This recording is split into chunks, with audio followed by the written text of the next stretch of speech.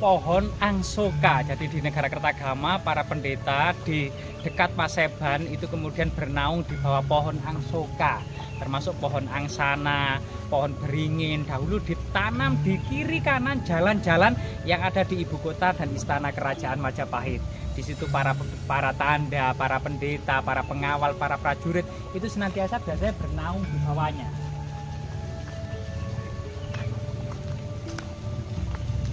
Nah, ini dikasih tempat duduk gitu ya, untuk kemudian menikmati keindahan pohon angsoka. Termasuk kemudian di sana itu ternyata ada pohon beringin tua dan di bawahnya ada sumber mata air keramat ya, yang diduga orang-orang kemudian bisa mandi di sini untuk kemudian menghilangkan aura-aura negatif ya.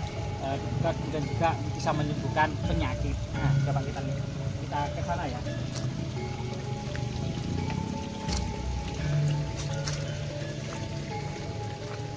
Ini juga ada semacam batu besar ya yang ditumbuhi pakis.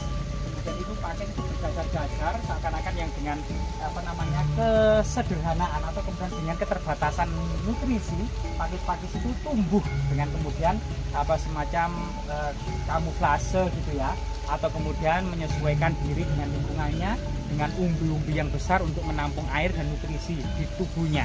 Salah satu kemudian keindahan alam dalam proses dan pertumbuhannya ya. Coba kita ke sana.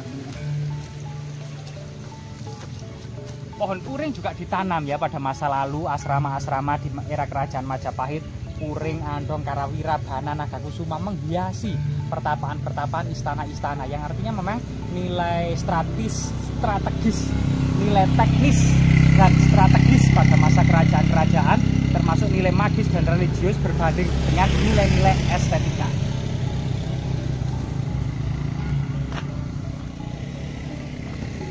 Nah, di lokasi ini juga ada pohon maja, teman-teman.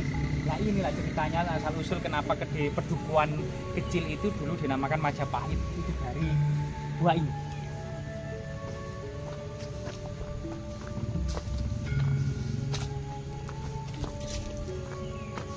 Selain itu coba kita akan menelisik jejak-jejak peradaban kuno. Mungkin ada sesuatu yang terpahat di batu besar yang ditinggalkan oleh leluhur kita, misalnya batu bakon, batu kurit atau lubang batu ya. Mungkin ini salah satu, mungkin ya ada jejak-jejak yang ditinggalkan oleh leluhur kita gitu ya. Bahkan memang diduga memang ada semacam pertapa ya, mungkin membatu atau menjaga sumber mata air hingga membatu.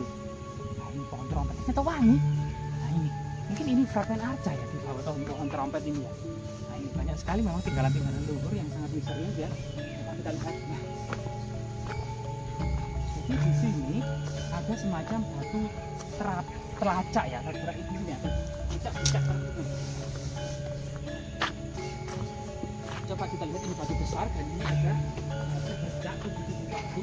Nah ini teman-teman, ini ada semacam garis buritan-buritan atau jejak-jejak hewan tertentu ya, seperti kijang atau mungkin ayam gitu ya, ayam hutan ya, atau kemudian babi hutan yang tertinggal di batu ini ya, atau mungkin juga batu basal ya, kita juga kurang tahu. Kemungkinan memang karena memang di dekat sini ada beberapa arca yang ditemukan seperti Ganesha, Parwati, Maharsi, Agastya, yang diduga memang ada semacam peradaban kuno di lokasi ini. Dan kita lihat bahwasanya di sini ada sumber mata air besar yang kemudian ditumbuhi pohon beringin raksasa ya. Jadi pohon beringin ini memiliki akar-akar bergelantungan teman-teman.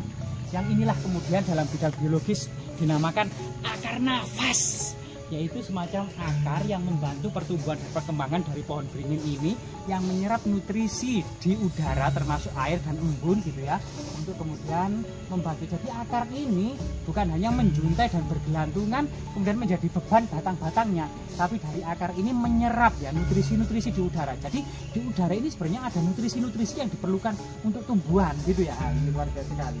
Jika kita lihat ya, sumber gempong yang sangat keramat ini, ada beberapa jejak batu yang memang kebanyakan ini adalah batu alam yang sampai saat ini kita belum menemukan semacam prasasti, goresan atau batu dakon atau sesuatu yang menandakan jejak-jejak magis dan sakral pada masa lalu. Namun di sana ada payung kuning menandakan memang sampai saat ini lokasi ini masih disakralkan oleh masyarakat. Kemungkinan di bawah payung kuning itulah diduga ada semacam pertapa ya. Coba kita dekati teman-teman.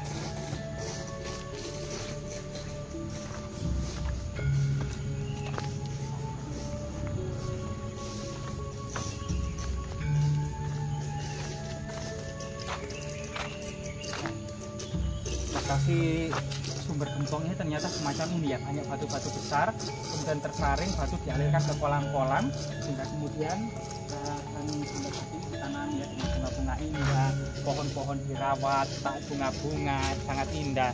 Diduga pada masa lalu mata air ini gitu ya, semacam mata air suci yang kemudian di sana tadi kita akan melihat ada beberapa arca yang kemungkinan memang mata air ini bisa untuk mandi suci sebelum naik ke Gunung Pananggungan, yaitu Tirta Yatra, yang artinya adalah perjalanan suci membawa air Amerta Tirta atau Tirta Yatra, yaitu perjalanan suci membawa air. Termasuk kemudian Dharma Yatra, perjalanan suci yang membawa yang tujuannya adalah perjalanan suci untuk berziarah, melakukan semacam pengembaraan gitu ya, pengembaraan. Jadi pengembaraan ini asing di telinga kita saat ini, di era modern ini kok masih ada orang-orang yang mengembara.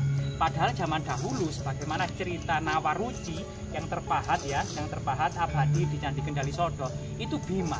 Bima itu diperintahkan oleh gurunya Maharesi Drona untuk mencari air Amerta di dasar samudra. Jadi kemudian Bima itu masuk ke dalam samudra, bertarung dengan ular naga, kemudian masuk ke dalam samudra tersebut. Ada sebuah kejadian yang sangat mistis ya, yaitu kemudian dari telinganya keluar dalam sosok Bima yang lebih kecil, kemudian mengatakan bahwasanya dia adalah Nawaruci yang memberikan nasihat tentang kebenaran sejati bagi sang Bima. Jadi Bima mendapatkan wejangan-wejangan. Dari sini kemudian bahwasanya Bima ini akan kemudian mendapatkan pencerahan dari Nawaruci yang kemudian endingnya bisa mengantarkan orang-orang menuju muksa. Jadi endingnya adalah kemuksaan ya. Nah, ini sesuatu yang nilai-nilai dalam Nawaruci, termasuk kemudian Bima Swarga juga merupakan, Bima adalah sosok semacam utusan yang merupakan manusia antara dewa kedewaan dengan manusia biasa yang kemudian bisa membantu dengan perantara air Amerta sebagai simbol untuk membantu orang-orang itu terbebas dari belenggu samsara, belenggu reinkarnasi, belenggu dosa, kemudian menjadi jiwa-jiwa yang suci, hatinya yang bersih seperti Tirta Amerta yang kemudian bisa mengantarkan orang-orang tersebut menuju ke alam surgawi atau bersatu dengan Brahman ya, Tuhan yang Maha Kuasa. Itu salah satu kemudian cerita-cerita Bima Swarga atau Nawaruci. Selain itu pertapa sejatinya ada cerita lagi dalam kerajaan Majapahit yang dikenal dengan Bubuksa dan Kakang Aking. Bahwasanya di masa kerajaan Majapahit ada semacam literatur yang memberikan sebuah falsafah tentang hidup, tentang Bubuksa dan Kakang Aking.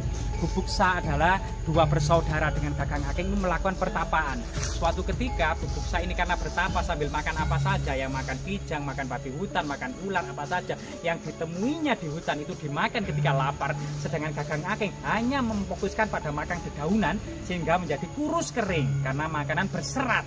Sehingga kemudian pada suatu ketika Sang Hyang Wenang itu menyuruh Dewa Kalawijaya berubah wujud menjadi harimau lapar, menggoda mereka, menguji pertapaan mereka, datang ke Kakang Aking dan mengatakan, aku akan memakanmu. Tapi Kakang Aking mengatakan, jangan makan diriku, tubuhku kering karena bertapa dan berpuasa hanya makan daunan. Maka jika kamu akan memakanku rasanya pahit, makan sana saudaraku gemuk, kamu akan kenyang. Sehingga kemudian harimau datang ke Bubuksa yang badannya gemuk, aku akan memakanmu. Bubuksa mengatakan, jika memang ini ujian terakhir dari pertapaanku dan aku akan lolos menuju ke orang-orang suci di surga, maka silakan saja makan diriku. Maka kemudian Dewa Kalawijaya mengatakan, aku diutus oleh Sang Hyang Wenang untuk menguji pertapaan kalian dan kamu saya nyatakan lolos, maka naiklah ke punggungku untuk kebawa ke orang-orang suci di surga. Maka kemudian Bubuksa mengatakan, saudaraku di sebelah sana juga bertapa sampai kurus kering, tolong bawa juga. Boleh, saya bawa, tapi tidak naik ke punggungku, pegangan ekorku. Jadi cerita Bubuksa dan Kakang Aking ini di relief candi yang ada di Candi Penataran Blitar, candi yang lainnya gitu ya, adalah sosok harimau yang ditunggangi oleh orang gemuk dan ekornya dipegang oleh orang kurus, terbang menuju ke orang-orang suci yang ada di surga. Jadi maknanya adalah sebenarnya pertapaan adalah untuk membersihkan hati ya, dari kedengkian, iri, dari segala hasud, dari sifat-sifat buruk lainnya, untuk kemudian menjadi jiwa-jiwa yang jernih ya, seperti Tirta Amerta. Semoga bermanfaat.